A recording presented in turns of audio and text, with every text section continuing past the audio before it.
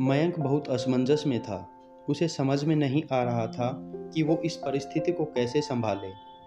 वह अपनी माँ से बहुत प्यार करता था, परंतु उसकी पत्नी और बच्चे उसकी माँ से दूर दूर भागते थे, क्योंकि उसकी माँ एक आंख से अंधी थी और उनकी कमर झुकी हुई थी, जिस वजह से वो लाठी का सहारा लेकर चलती थी। वैसे वह अपना सारा काम खुद कर लेती थी, किंतु फिर भी मयंक की पत्नी और बच्चों को हमेशा खटकती थी। दादी, आप ऊपर के कमरे में जाओ, मेरे कुछ दोस्त आ रहे हैं, मयंक के बेटे यश ने बड़ी बेरुखी से कहा। पर बेटा, मैं तो यहाँ बहुत दूर बैठी हूँ, मयंक की माँ ने बहुत प्यार से कहा। नहीं, आप यहाँ बिल्कुल भी मत दिखो, वो मुझे चिढ़ाते हैं, यश ने जोर से डांटते हुए कहा। पर बेटा, मैं यहाँ दूर बैठी कुछ कह थोड़ी ना रही हूँ, मयंक की माँ ने फिर कहा। बिल्कुल भी नहीं, आप यहाँ बिल्कुल भी मत दिखो, मैंने कहा ना वो मुझे चिढ़ाते हैं, यश ने फिर जोर से डांटते हुए कहा। क्या हुआ यश, क्यों चिल्ला रहे हो?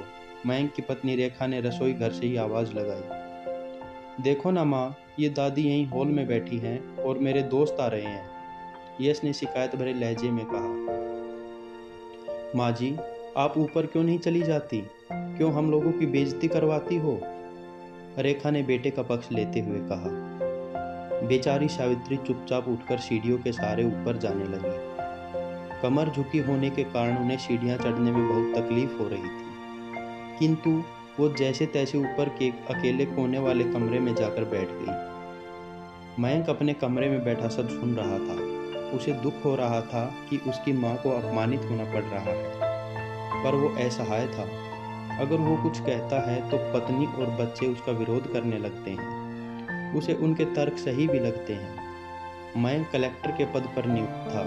उसका सामाजिक स्तर बहुत ऊंचा था।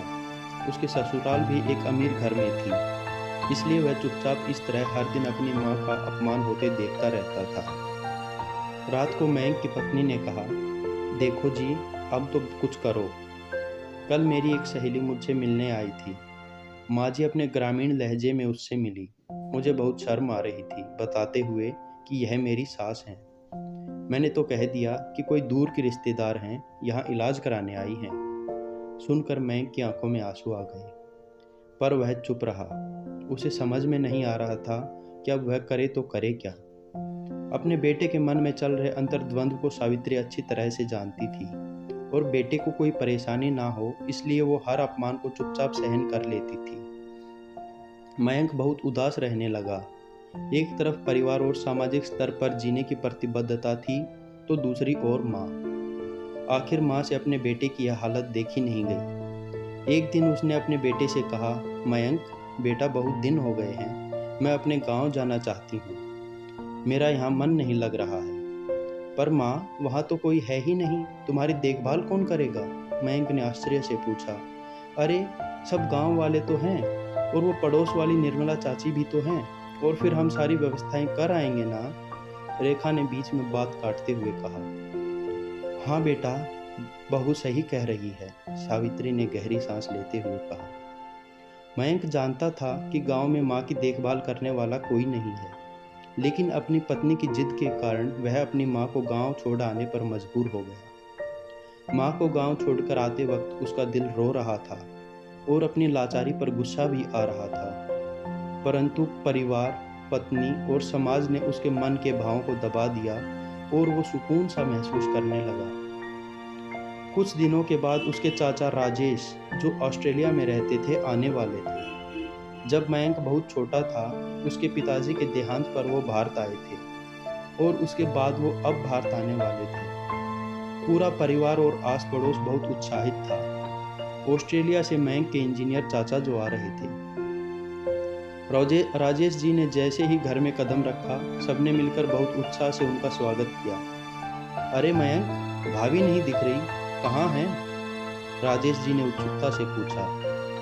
जी, वो गांव चली गई हैं, यहाँ उनका मन नहीं लग रहा, रेखा ने रूखे लहजे में उत्तर दिया। राजेश जी ने मयंक की तरफ देखा तो मयंक ने नजरें झुका ली। राजेश जी सब समझ गए। बोले, कल हम सब भाभी जी से मिलने गांव चलेंगे। दूसरे दिन सभी लोग गांव के घर में पहुंचे।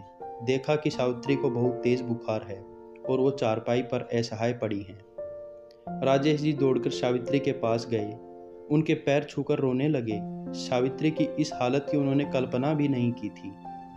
वाह बेटा मयंक, तूने तो नाम रोशन कर दिया। अपनी माँ की ये हालत देखकर तुझे शर्म तो नहीं आ रही होगी? राजेश जी ने मयंक को डांटते हुए कहा। नहीं देवर जी, मयंक की कोई गलती नहीं है, मैं खुद गांव आई थी। सावित्री ने अपने बेटे का बचाव किया। मुझे सब पता चल गया है भाभी, आप कुछ मत कहो। क्यों बहू, तुम्हें अपनी सास की कुरूपता पसंद नहीं है?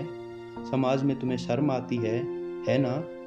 राजेश जी ने रेखा की तरफ देखते हुए व्यंग्य से कहा।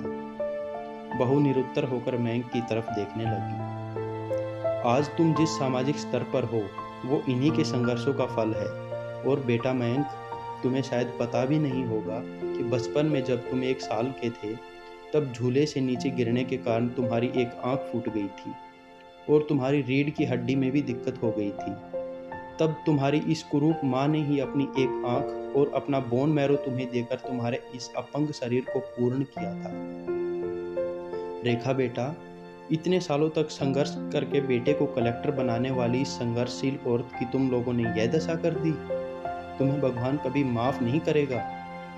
राजेश जी की आंखों से आंसू बह रहे थे।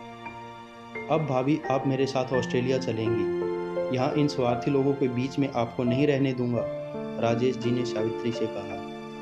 मयंक को मानो काटो तो खून नहीं। राजेश जी जो उसके चाचा थे, उन्होंने जो राज बताया उसके बाद तो मयंक को यही लग रहा था कि उससे बड़ा पापी इंसान इस धरती पर कोई और है ही नहीं। वह अपनी माँ सावित्री के पैरों से लिपट गया। माँ, मेरा अपराध माफ़ी के लायक नहीं है। मैं जानबूझकर हमेशा चुप रहा, आपका अपमान होता देखता रहा, पर अब केवल आप ही उस घर में मेरे साथ रहेंगे और कोई नहीं। मयंक ने गुस्से भरी आंखों से अपनी पत्नी और बच्चों की तरफ देखा।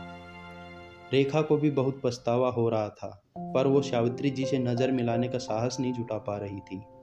सावित्री जी ने रेखा के मन की स्थिति को समझकर उसको प्यार से अपने पास बुलाया और मयंक को डांटते हुए कहा, खबरदार, जो मेरी बहू को मुझसे अलग करने की कोशिश की तो तुझे ही घर से बाहर निकाल दूंगी मैं।